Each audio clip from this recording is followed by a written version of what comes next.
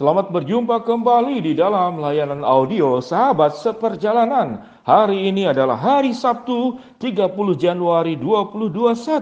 Tema renungan dan saat teduh kita dengan judul Menyembuhkan Luka. Menyembuhkan luka. Firman Tuhan terambil dalam Mazmur pasal ke-37. Ayat yang pertama sampai dengan ke-3a. Demikian bunyi firman Allah. Jangan marah karena orang berbuat jahat. Jangan iri hati kepada orang yang berbuat curang. Sebab mereka lisut seperti rumput dan layu seperti tumbuh-tumbuhan hijau. Percayalah kepada Tuhan dan lakukanlah yang baik. Mari kita berdoa. Bapa yang di dalam surga, sebuah pertanyaan, mengapa luka di dalam hidup kami tidak pernah sembuh-sembuh dan siapa sesungguhnya pelakunya? Maka biasanya kami akan menyebutkan orang-orang yang melukai hidup kami dan keadaan-keadaan yang membuat kami terluka dan luka itu tidak sembuh sampai saat sekarang. Kami mau belajar dari kebenaran firman Allah, bagaimana cara untuk menyembuhkan luka kehidupan. Di dalam nama Tuhan Yesus kami berdoa. Amin. Sahabat seperjalanan yang dikasihi Tuhan, kalau kita gagal fokus berbicara tentang luka, maka luka tidak pernah akan sembuh sampai kapanpun juga. Apa yang dimaksud dengan gagal fokus? Fokus kita umumnya orang-orang yang terluka dalam kehidupan itu adalah menyalahkan orang lain.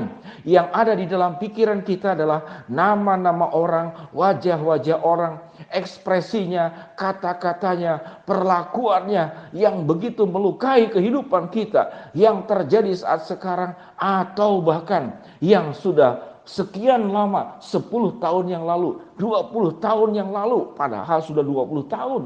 Tetap engkau ingat dengan baik, dengan rinci, dan engkau tidak melupakannya. Pada saat kita fokusnya adalah kepada orang yang melukai kita, kepada keadaan yang mencederai kehidupan kita, maka saya percaya luka itu tidak pernah akan sembuh. Mengapa demikian? Karena engkau sibuk memikirkan orang lain dan sesungguhnya yang bisa membuat engkau sembuh bukanlah orang yang menyakitimu, bukanlah keadaan yang menyakitimu, tapi dirimu sendiri yang bekerja sama dengan Tuhan yang selalu siap untuk menyembuhkan luka-luka kehidupanmu. Mazmur 37 yang sudah kita baca tadi. Jangan marah kepada orang berbuat jahat. Bagaimana mungkin tidak marah kalau orang berbuat jahat kepada kita? Seyogianya kita marah. Mengapa ayat ini mengajarkan kita tidak boleh marah kepada orang yang berbuat jahat? Apakah kemudian dibiarkan orang jahat terus menerus melakukan kejahatan? Tidak. Dua hal yang berbeda. Anda tidak marah kepada orang jahat dan membiarkan orang jahat terus menerus melukai Anda. Itu tidak sama. Waktu kita jangan marah kepada orang berbuat jahat, bukan berarti kita membiarkan orang terus menerus berbuat jahat kepada kita. Kita harus berjuang agar orang tersebut tidak berbuat jahat kepada kita. Lalu firman Tuhan katakan apa? Jangan iri hati kepada orang yang berbuat curang. Pernah kita mengalami pengalaman seperti demikian? Kita yang bekerja keras, kita yang berjerih payah, kita yang banting tulang, bangun pagi-pagi, tidur larut malam, bahkan mungkin tidak tidur.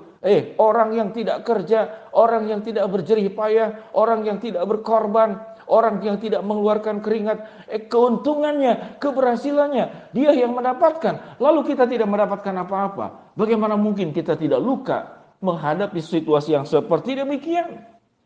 Sahabat seperjalanan yang dikasihi Tuhan. Tapi firman Allah itu ya, benar, dan amin. Sekalipun sulit untuk kita pahami. Bagaimana mungkin kita tidak marah kepada orang yang berbuat jahat? Bagaimana mungkin kita tidak sakit hati dan iri hati? Kita yang berjerih payah, orang lain yang kemudian mendapatkannya karena kecurangannya. Firman Tuhan berkata, orang yang berbuat jahat, orang yang berbuat curang, apa yang firman Tuhan katakan? Mereka akan lisut seperti rumput dan layu seperti tumbuh-tumbuhan hijau. Ini kebenaran firman Allah. Jadi orang yang berbuat curang, orang yang berbuat jahat, sekalipun kita tidak kemudian melawan orang itu, kita tidak membalas orang itu, Tuhan sendiri yang berkata, firman Tuhan sendiri yang bersabda. Apa yang dikatakan oleh firman Tuhan? Mereka akan lisut seperti rumput dan mereka akan layu seperti tumbuh-tumbuhan hijau. Lalu ayat yang ketiga dikatakan apa? Percayalah kepada Tuhan dan lakukanlah yang baik. Sulit dilakukan ayat ini. Bagaimana mungkin melakukan yang baik tatkala orang berbuat jahat? Bagaimana mungkin melakukan yang kita tidak berbuat curang? Kita tidak iri hati kepada orang yang sudah berbuat curang kepada kita. Sesuatu yang sangat sulit. Tatkala fokus kita kepada orang, tatkala fokus kita kepada keadaan, Anda tidak pernah sembuh. Dan sewaktu orang sudah berbuat jahat, orang sudah berbuat curang, lalu kita menjadi sakit hati, luka yang menganga, luka yang tetap basah dan tidak pernah kering, maka kita menjadi pelaku utama yang melukai hidupmu sendiri. Karena orang lain tidak bisa melukai kita kalau kita tidak izinkan. Orang lain tidak akan bisa menyakitimu kalau kita tidak izinkan. Yang membuat engkau sakit, yang membuat engkau luka adalah dirimu sendiri. Apakah engkau mengizinkan luka itu ada di dalam dirimu, atau luka itu tidak ada di dalam dirimu, yaitu dirimu sendiri.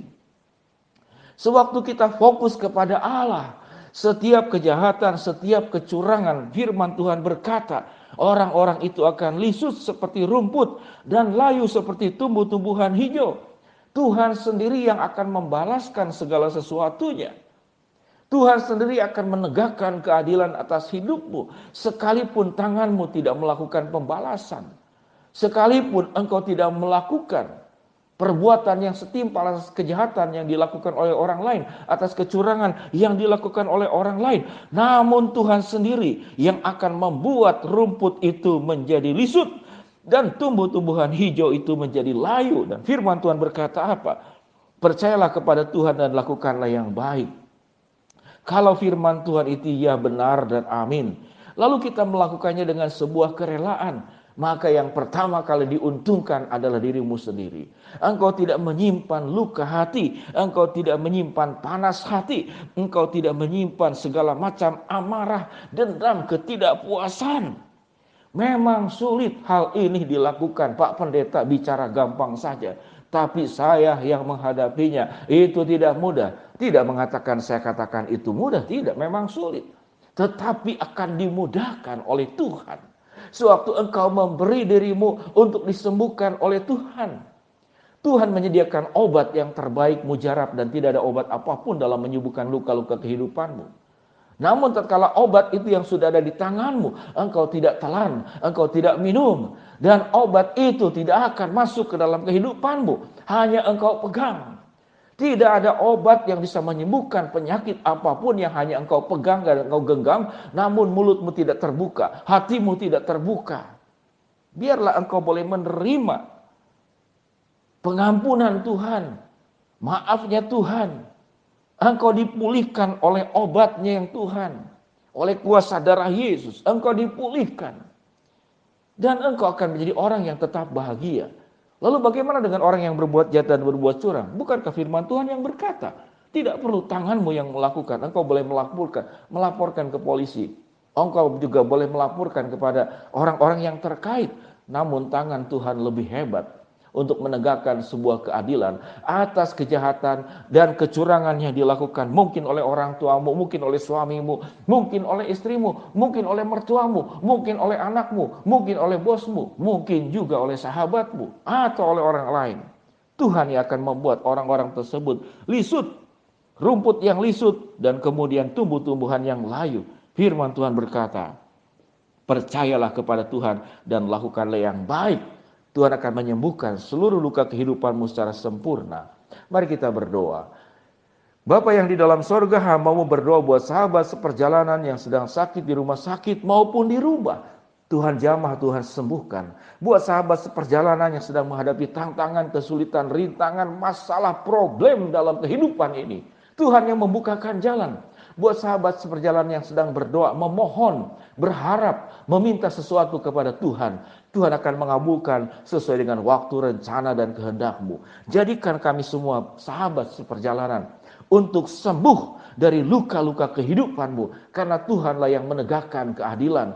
Dan kami sendiri yang bisa menyembuhkan, bekerja sama dengan Tuhan untuk menyelesaikan seluruh luka kehidupan kami. Di dalam nama Tuhan Yesus kami berdoa.